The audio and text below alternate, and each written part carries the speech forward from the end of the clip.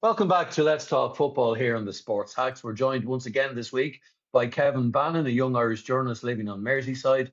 Kevin, we're going to start by going a little further down the motorway. We're going to head for Manchester and events on Sunday when Manchester City beat Arsenal 2-1. Is this the defining result of the season for City anyway? Uh, yeah, I think it is the way they went about their business on Sunday in a really really top class game. You'd have to say, these two have played out some quite boring nil-nils and low scoring draws in the past, but I thought this was a really high quality game in a Premier League season that you could say lacks a bit of high quality between the games of the big sides. And City, they just have that thing about them where they know how to go and win these big games and go and win these big trophies. Arsenal, look, I'm sure we'll get on to the bottling or whatever. To be fair, I thought they played really well and they were a bit unlucky. Obviously, hit the posts. Havertz had a chance at the end. They just they just couldn't do enough, and unfortunately, that's the difference. City's big players step up. I mean, Haaland gets the goal. Bernardo Silva, absolutely immense, a warrior in there. It And was then the new kids, Shirky, excellent. What a footballer. Kusanov at the back, he's having a brilliant season. And they, like I said, they just find a way to win these games. It was very pointed there. You mentioned him already, but Bernardo Silva, was confirmed during the week that he's going to leave the club at the end of the season. What a career he has had at Manchester City and what a player he has been. But at the very end of the match, when they were celebrating in front of their own fans, Guardiola made a pointed reference to the fans to say, let's celebrate this guy. Let's congratulate him on the game that he had played. He was immense. uh, just so good. And when you think about Bernardo Silva, when he was signed off that like really good, exciting young Monaco team back, I think it was 17, 18. He was signed as this sort of silky number 10, nearly a Ryan Shirky type, you could argue. And what he's molded and turned into, an absolute workhorse, a phenomenal footballer, always has been, always willing to do those donkey work, the dirty challenges, all the running, epitomized by that chase down of Havertz, you'd have to say, in the second half when it looked like he was through on goal. And as you said, leaving in the summer, he announced it this week. He, to me, will be a bigger loss to City as Kevin De Bruyne was, as Vincent Company was, David Silva, you could argue. For me, he's in that class of Manchester City footballers. And Um, that in itself is a testament to him, isn't it? mm, Just in terms of the result, because obviously the 3 points were crucial to Manchester City, but psychologically as well. They go to Burnley on Wednesday night. They have a game in hand. This is the game in hand. yeah. Arsenal, their last five fixtures are all against teams in the bottom half of the table. We'll talk in a second. I know you've identified two games where you think City may have an issue, but they go there knowing if they win, they go back to the top of the table. That's huge for them, and it's huge for Arsenal as well. It's absolutely massive. And I think we sort of touched on it before we started recording there. I think City know that they nearly have this in the bag. You could tell at full time the way they were sort of not swaggering about, but Haaland's little wink to the camera, Pep's reaction. There, it's in their hands now, and they've been in this position so many times that you have to feel like they'll get it done.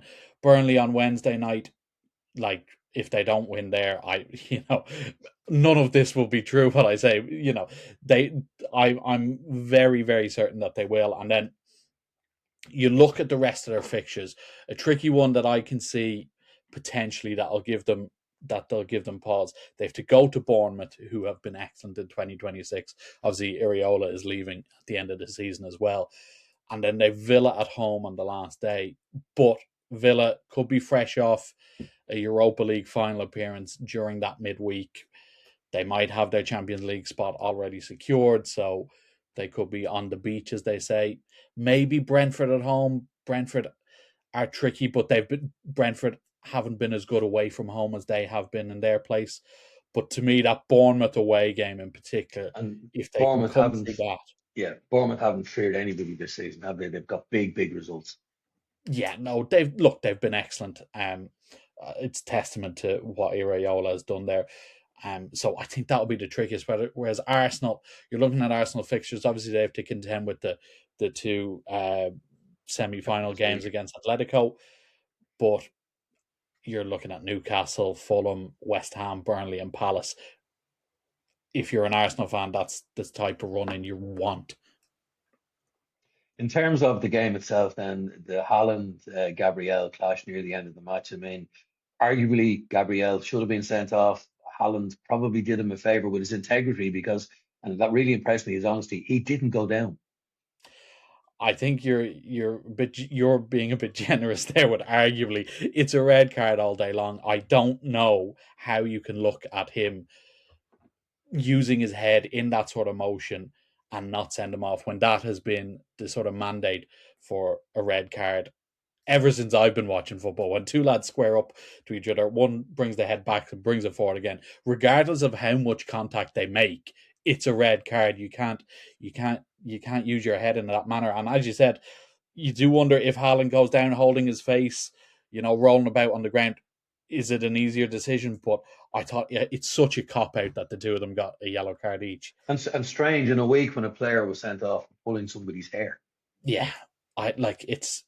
We don't want this to become a VAR conversation because I think everybody who watches the football has had enough of not just experience in VAR inconsistencies, but people talking about them. But it just doesn't make sense. And if that had been a red card, which it should have been, I mean that is a 3-match ban for Gabriel because it's violent conduct.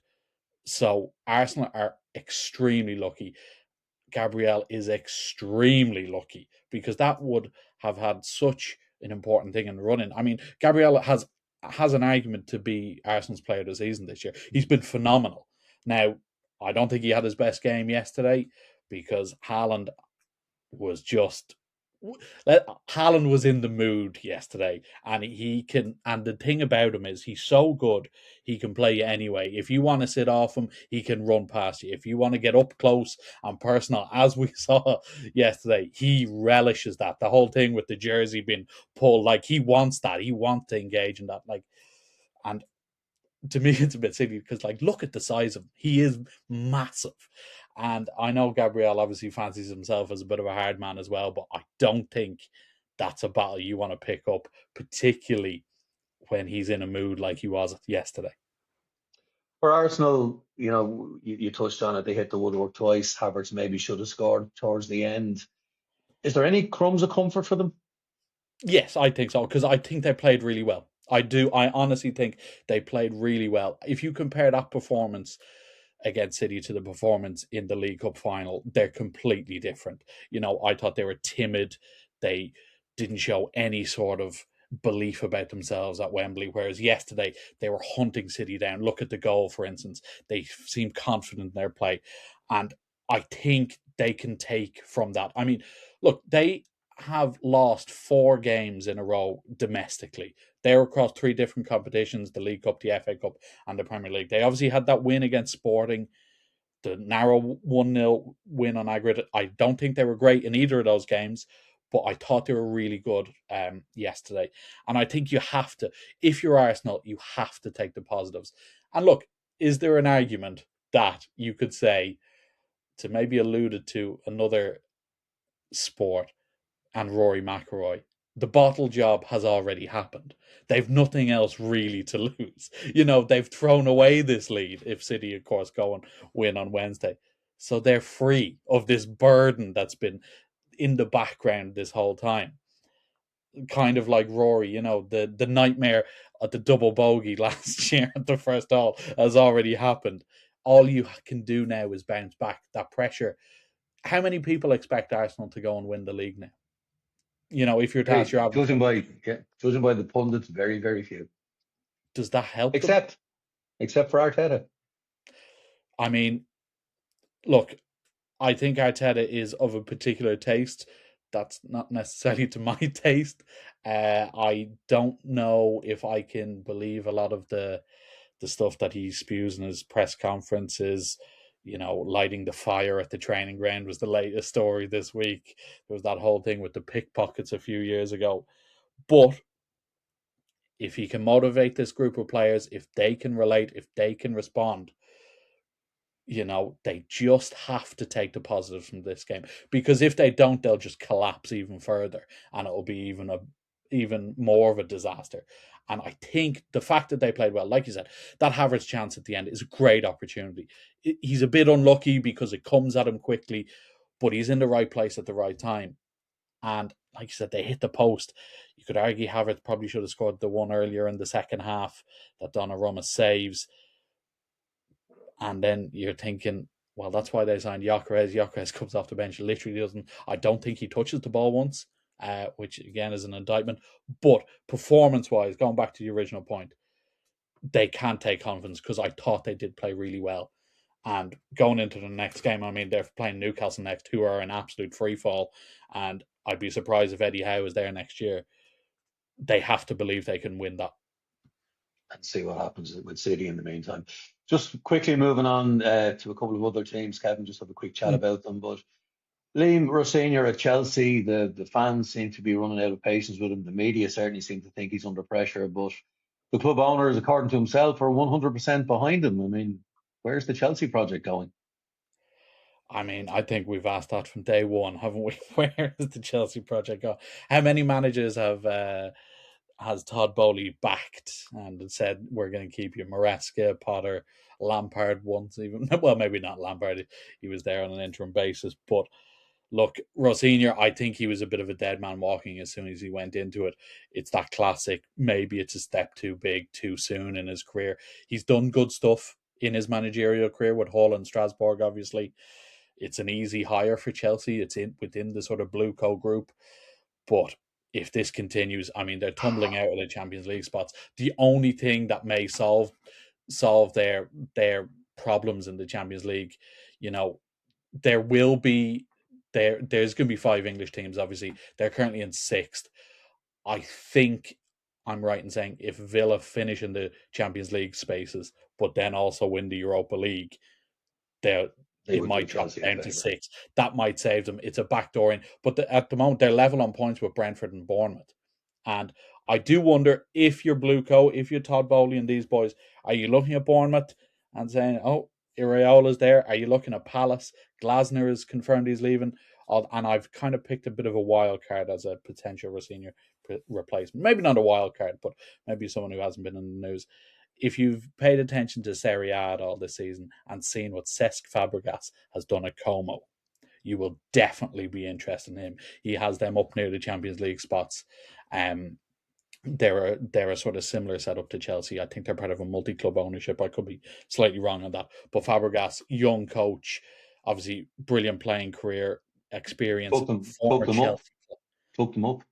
Yeah, former Chelsea player there himself as well.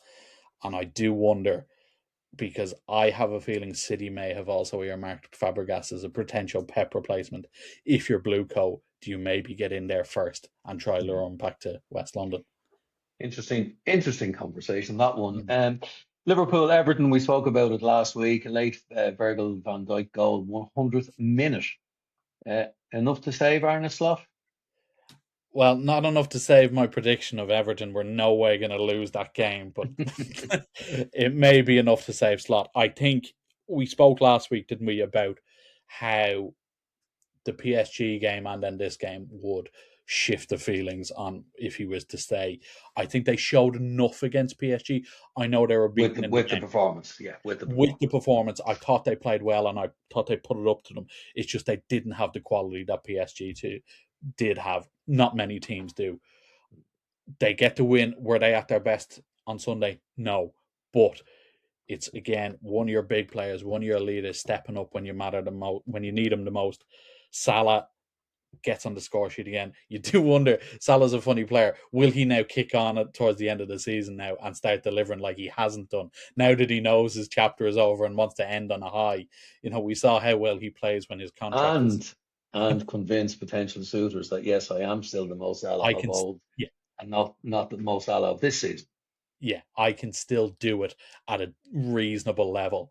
I think they've also, the reporting as well, that Canade is going to sign another contract. That's big.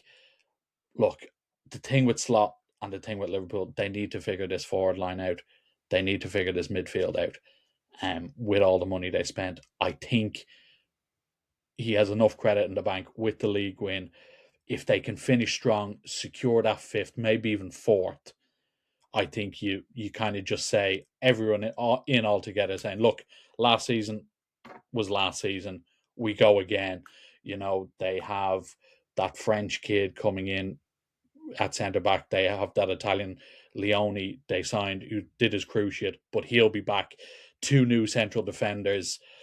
You have to reinvest in that midfield for me because Gravenberch and McAllister in particular, just hasn't been good enough. You need to continue to get the best out of Szoboszlai, and then can you get a tune out of Isak? A fresh run. Obviously, Ekitike will be out for a long time. You have to deal with that and keep trying to find the best place for Florian Wirtz. So one more go on the slot machine, and then we'll see what happens. Exactly. Exactly. That's always a healthy habit, isn't it? Finally, Kevin, Spurs. Obviously, big games coming up. But I mean, Forest win 4-1 at home to Burnley. Spurs draw 2-2 at home to Brighton. They're still in the bottom 3. Yeah. They say they're too good to go down. Not looking like that at the minute. No, and it's a disaster. And you do wonder, like, so you hear some stuff from Spurs fans saying, yeah, I want them to go down. Now, whether they believe that or not, but they see it as sort of just payment for what's been going on at the club behind the scenes. And again, I talk about identifying fixtures for City. There's 3 I've picked out from their remaining 5 games here. They've Wolves away at the weekend. They've Everton at home. And they've Leeds at home in the last 5. I think they need a minimum of 7 points out of those 9 if they've any chance. Obviously, West Ham are playing as we record at the moment. Whether they can get a result against Palace, who knows? They need to win on Saturday against Wolves away. Wolves are basically down. I think they can be confirmed to be relegated this weekend. Absolutely. They have to win that one. Like, and I know we go into every game saying Spurs have to win this. They literally, if they don't win on Saturday, I think they are 100% going down. I think it's that simple. I think they'll have left themselves with too much to do. Your captain is out for the season. Okay, he hasn't been great, but he's still your captain. You have to win on Saturday. And I can't remember exactly what the clause in the De Zerbi contract is, but I'd imagine he's written in if they go down, he's gone. I'd say at least 75% of that squad is the exact same. Whereas if they go down, they're gone. Yeah. And yeah, it's getting late early here for Spurs, and 3 points is a must away to Wolves. Just look at where Leicester are at the moment. Just because you're a big Premier League club, you get relegated, you do have the parachute payments, etc. But it doesn't guarantee anything whatsoever. That's football. That's why we all love it so much. So Arsenal or City, Spurs to go down, still all to play for. Exactly. Do you want a prediction? Go on. Okay. We'll go City, and we'll say Spurs beat Everton on the final day to stay up. Well, you heard it first. We talked about a go on the slot machine. There's a go on the accumulators, maybe one for Kevin to think about towards the end of the season. Kevin Bannon, thank you once again for your time here on Let's Talk Football. Cheers, Colin.